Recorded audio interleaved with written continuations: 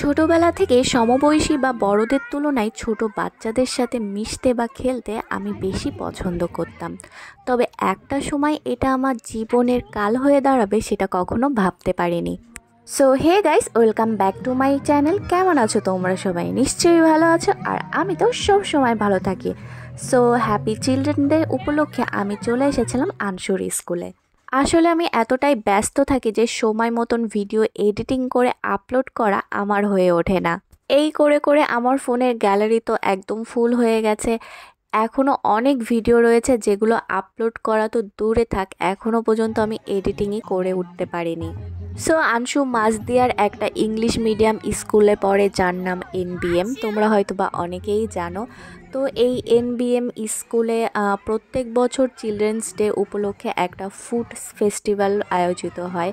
তো সেখানেই আজকে আমি এসেছি। তো এখানে দেখো চাট রয়েছে, আর এখানে একটা নিয়ম রয়েছে, এখানে ক্যাশ দিয়ে বেশ টিকিট নিতে হয়, মানে টাকাগুলো এই কাগজে পরিণত হয়ে গেছে। দেখো আমার কাছে এই কাগজের টাকাগুলো কিন্তু বেশ ভালো লেগেছে, অনেকটা সেই ছোটোবেলার মতন। এখন এই কাগজের টাকাগুলো দিতে হবে আর খাবার পাওয়া যাবে।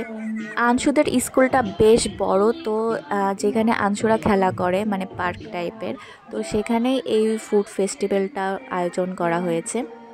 তো মজার ব্যাপার হচ্ছে যে এই ফুড ফেস্টিভ্যালে যেসব দোকানদাররা সবাই কিন্তু আনসুর স্কুলের স্যার বা ম্যাম। বেশিরভাগ মোমো আর চিকেন পকোড়ার দিকেই লাইনটা বেশি পড়েছে। তো এখন আমি নিয়েছি চিকেন মোমো, কারণ কি আনসুর খুব ফেভারিট চিকেন মোমো।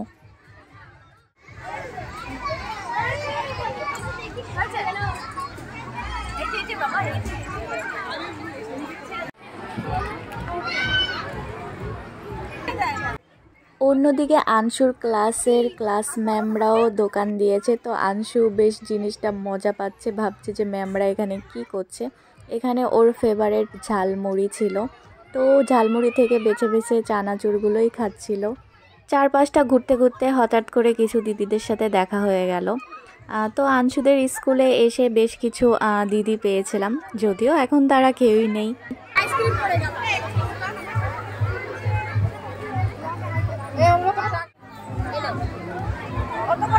এই পকোড়া আনতে আমাদের মধ্যে কেউ গেছে? আমার ছেলে আরেকটা পকোড়া খাবে না।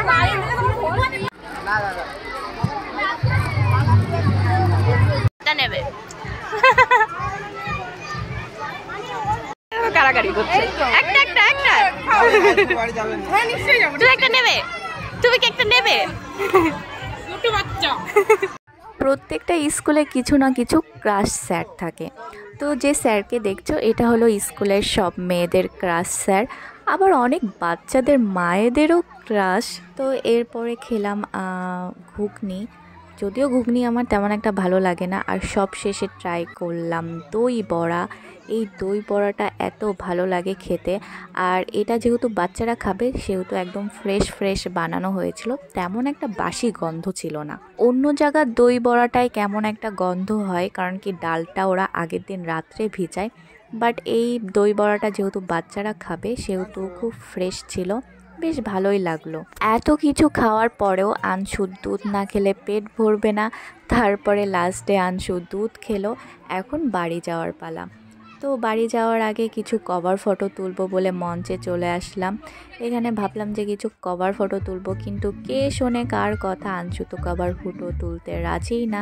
তো এখানে দেখো আনসুর একটা দিদি লিনি, তো ওর সাথে কিছু ছবি তুললো। আনসু ওর সব ফ্রেন্ড সার্কেলদের পেয়ে আমাকে একদম পাত্তাই দিচ্ছিল না, তাই আমি একা চলে আসলাম। এদিকে ভাবলাম যে একটু চিকেন পকোড়া খাই।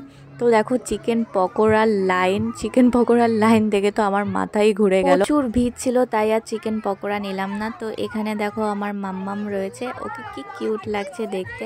আর এখানে সব আনসুর ক্লাসমেটরা, ওরা আনসুকে অনেক ভালোবাসে, পুরো মানে পুচকু ভাইয়ের মতন আদর করে সবাই। সো গাইস, আজকের ভিডিওটা আমি এখানেই শেষ করছি। তোমাদের কেমন লাগলো অবশ্যই কিন্তু কমেন্টে জানিও, আর ভালো লাগলে লাইক কমেন্ট আর শেয়ার করে দিও। Bye bye.